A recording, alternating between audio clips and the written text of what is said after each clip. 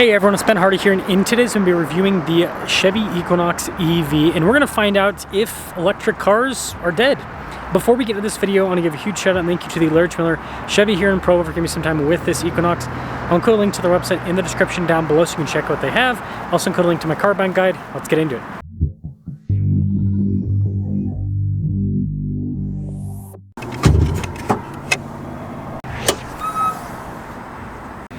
Powering this is an 85 kilowatt hour battery pack providing 319 miles of electric driving range. And this is the two-wheel drive variant. You can get all-wheel drive with this, which has more power. But anyways, with two-wheel drive, it puts out 220 horsepower and then 243 pound-feet of torque. Now, before we move forward with this review, I do want to mention if you want to see more videos just like this, then I recommend you subscribe because I post content every single day. So taking a look at the hood, you can't really see the body lines because of the white paint, but kind of has that like wide flat look that a lot of automakers are using nowadays. Pretty cool with the lights, how sleek they are. The actual lighting cluster you can see is down below right there. Obviously most of it's closed off for aerodynamic efficiency. That's kind of the EV car thing to do. But for an electric car, I think it actually looks really cool. Tire and wheel setup is 245 by 55 by 19 in the front and over in the rear. And I can see here with the wheels mostly closed off. It's cool with the silver accenting. I think that's pretty cool. Anyways, we've got the fender flares. You can see the rest of the bodywork is unpainted. Equinox with the EV logo there at the beginning. And here's your side profile. Again, look at that. That's a good looking car. Now, when it comes to key fob functionality, it actually has remote starts, lock and unlock, pretty standard setup. Got the Chevy bow tie here on the back as well. Now, with the hatch, it is manual for the opening operation. But notice we've got quite a bit of space here in the rear. And if we move this out of the way, we've got more space underneath as well. So it's pretty darn practical with the storage. And then again, it's manual for the lowering. We've got this cool light bar here in the back. Like the overall taillight design, I think that's fun. But yeah, let me know what you guys think about the looks. We of course have pop-out door handles with the Equinox EV.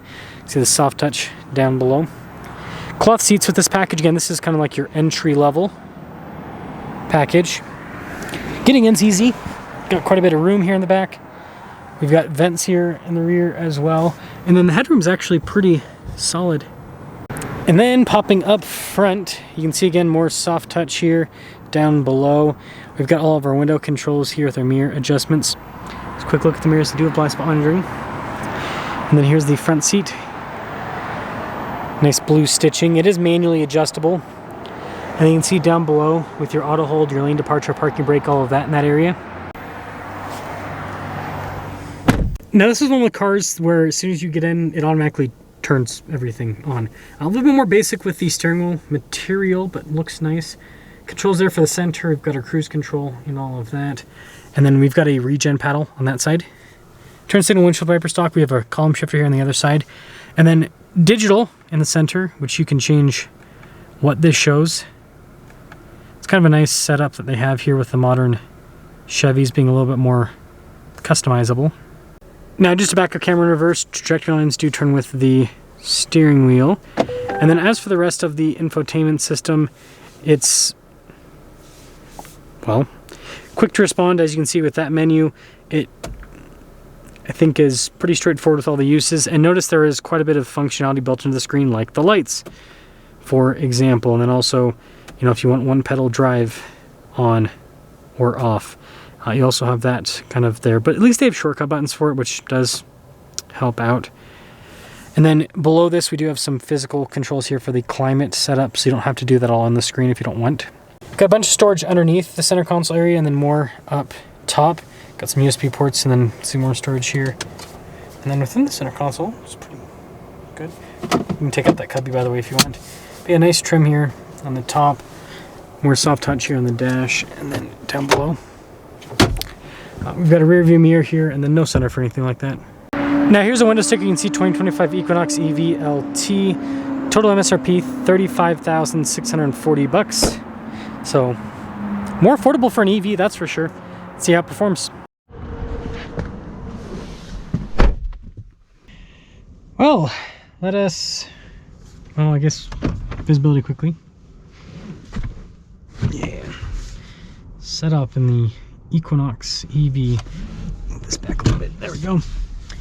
So yeah, the EV market's kind of interesting. You know, we've talked about this. The EV market has went from growing to stalling and now shrinking. I mean, what I am seeing on the ground is EV production continues to wane at the same time that discounts continue to increase and the cars just aren't really selling. I mean, one really good example is, I mean, look at Tesla. Goodness gracious. There's a, if you live in Utah, don't take my word for it, there's a few lots over in Pleasant Grove. There's a BMW dealership in Pleasant Grove, okay? There's the Tesla service center in that area. And if you look at, there's some parking lots for some office space. They're using that to store cars that aren't sold. And then there's more over on the American Fork side. There's a bridge you cross over to American Fork. And there's more offices over on that side, and there's more Teslas filling parking lots. So yeah, the EV world is shrinking. And why? Because I mean, EVs actually drive really well. Like, you got the one pedal and it'll do the braking for you, regen, so you can get some of the charge back. And it's very smooth. I mean, this is very, very smooth, the acceleration, right? You don't have any gears or anything to have to go through, and so it's just constant either deceleration or acceleration, and it's, you know, decently quick. I mean, full throttle, right? It's not throwing you back in your seat like a Tesla Plaid, but it gets up and moves. And this has good range, over 300 miles. I mean, you look at a lot of gas cars, and there are plenty of gas cars that are right around that 300 range mark, 300 miles of range. So it's not like this has way less range than what a equivalent gas car can get. Now, obviously, there's some that have more, you know, 400, 500 miles of range, depending on what you get. But I mean, most cars that I review, I look at, you know, fuel tank capacity and how much their MPG is, and a lot of them are around that 300 mile mark. So obviously there's charging, right? There's all these things, but I think really it's just not cool to have an EV anymore. I know this is like, I could talk about the charging network. I could talk about, you know, the resale value being horrible with EVs. I could talk about the powertrain reliability problems that have been coming up, right? Battery replacement, all that kind of stuff. But, you know, I think all of that is important. And that was a problem 10 years ago when people were super hyped up about Tesla, and they're not hyped up anymore. And things have gotten better since 10 years ago when it comes to EV technology. But really, I think one of the big things is it's just not cool. As stupid as that sounds, people will buy based off of cool factor. And like, again, you know, 5-10 years ago, it was cool to own a Tesla. Like, if you owned a Tesla, or just, you know, any of the other EVs, because there weren't a lot in the market, maybe outside of maybe a Nissan Leaf wouldn't fit this. But anyways, it was like cool early adopter, like you're probably successful, you know, you're a yuppie, right? You're a young successful person that lives in an urban area, never touched dirt in your life, but it's okay, right? You're living the dream. Whereas now it's like, you know, you look at Teslas and it's like, loser. And I'm not trying to be mean, but it's just lost its cool factor within society. Now it's cool, like when I talk to people about what they think is cool, they talk about V8s, right? Oh, I wish cars had big V8s still, and you know, these new performance cars and off-road trucks and all this other stuff. That's what people think's cool nowadays. They don't think EVs are cool. Most people think EVs are for dorks. So I think that all of the EV problems have always been problems, and so that's why the adoption rate is always going to be small. But I think on top of that, culturally, people just see EVs as kind of like dorky, lame cars that environmentalists love.